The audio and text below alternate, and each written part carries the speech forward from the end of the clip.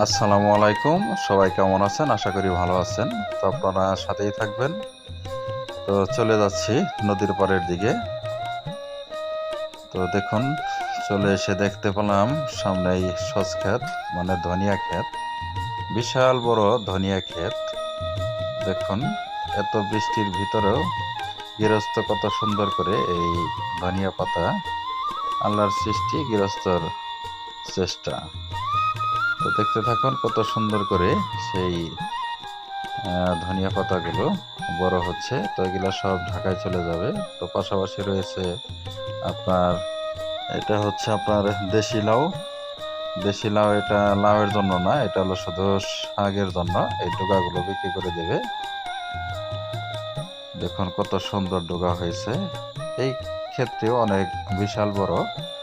তো পাশাপাশি দেখুন কত সুন্দর মনোরম দৃশ্য। এই প্রাকৃতির ভিতরে ঘুরে বেড়াচ্ছে অনেকগুলো সাদা বক। দেখুন কত সুন্দর। তো আপনারা সবাই ভালো থাকেন। আসসালামু আলাইকুম।